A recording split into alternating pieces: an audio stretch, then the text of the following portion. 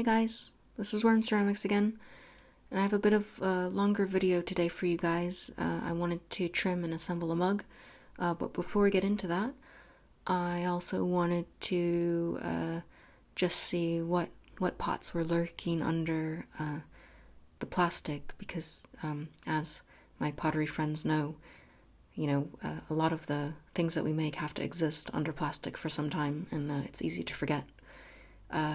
So most of the shapes that I had under plastic are, I believe, four mugs.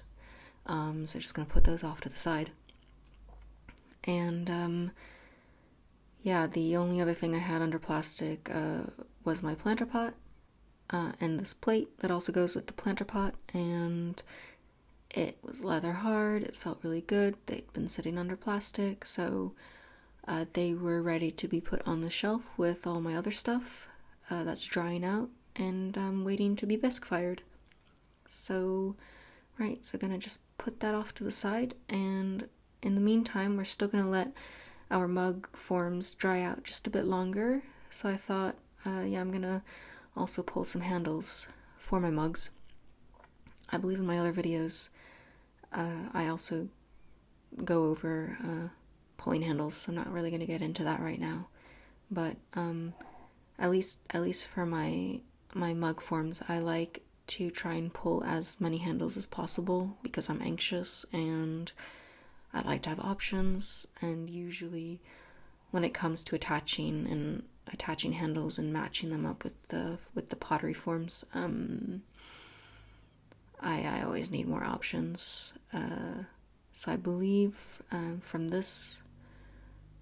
this pull, we'll get maybe about four handles that we could potentially use. And I know that they're more or less identical, same length, same thickness. But when you hold each of them up to the different pots, it really makes a difference. Some of them just don't fit together. Right, so I didn't want to toss this last piece of clay into the reclaim bucket just yet, so that I could get one more handle pull out of it. So just gonna do that, and then once this is pulled, I'm just going to also put it, let it rest on the bat, and we're gonna also put those off to the side to let them dry out 30-45 minutes, just so that they firm up. Oh, there's my little white dog. Hi there. She's probably checking to see if I would notice her to give her a snack, but alas. So go back to the wheel, and I'm just gonna try and knock or tap my pot back into center. And if I can't get it back into center just by tapping on it, then I'll stop the wheel and I'll use the lines, try to match everything up, get it as centered as possible again. And when I feel happy with where it is, I'll just take some coils of clay and I will secure the pot down with those. I also just I try not to put tons and tons of pressure on those clay coils, because sometimes my rims are very thin and I've dented the rims before, so just try to be very careful about that. But once I've got those three attached to the bat and to the pot, we can start trimming.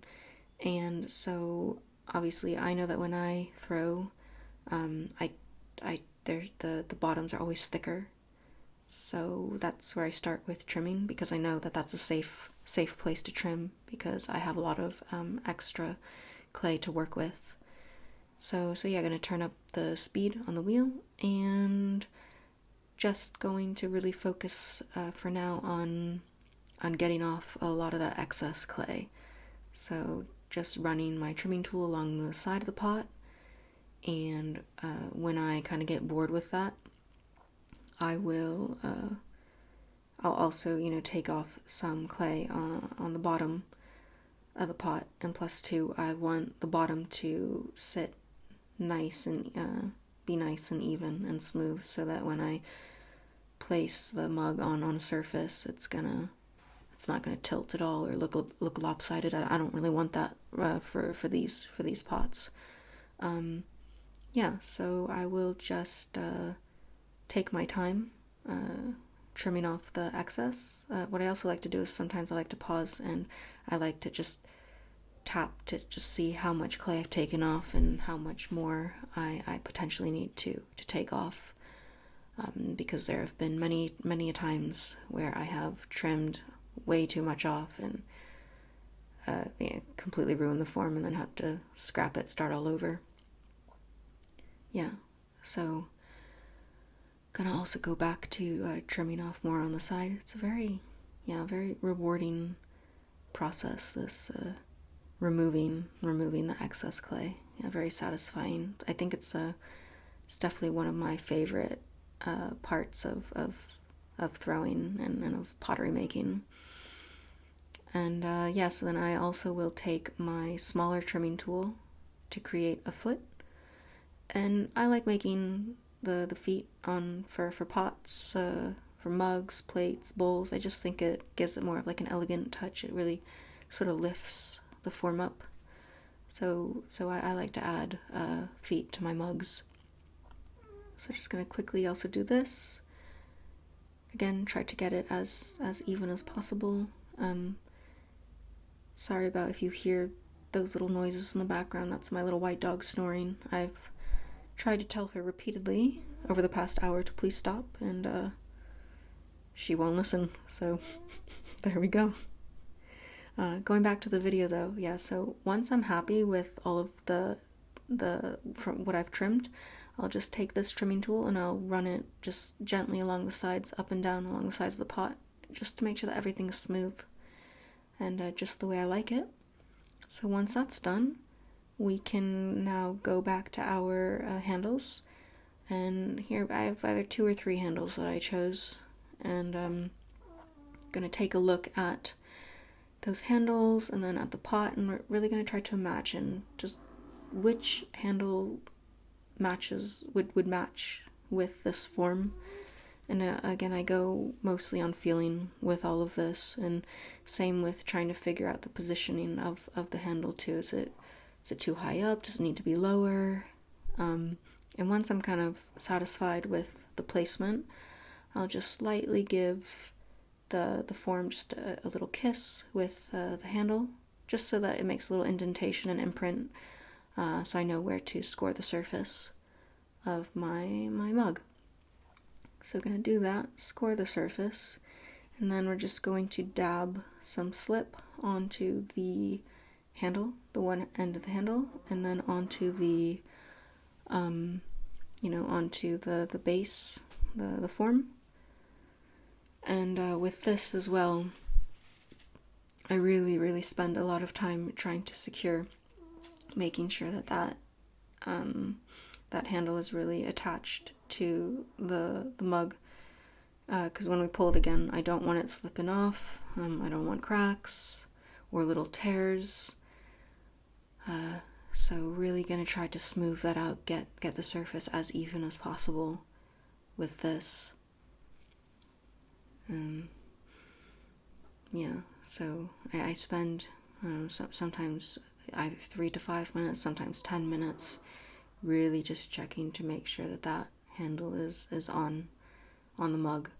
And so once I'm also happy with that, we will just go back and gently pull that handle just a bit thinner, make it a bit longer, because I also just to give it a bit, the handle also to give it a personality as well, not just the mug form, but the handle too should have some character. Yeah, so also once it's the length that I want, I will then finally attach it to the bottom of my mug. And again, I'll smooth that out. I'll make sure that is securely attached so that there will be no tears later on, no cracks. And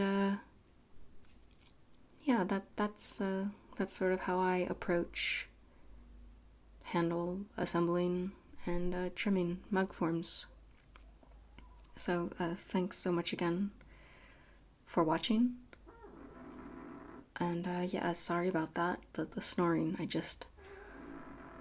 I can't escape it. It's either my dogs are snoring, the neighbors are doing construction. Uh, I can't find a quiet place to record. At least not yet. So yeah, thank you again for being patient and for watching my video.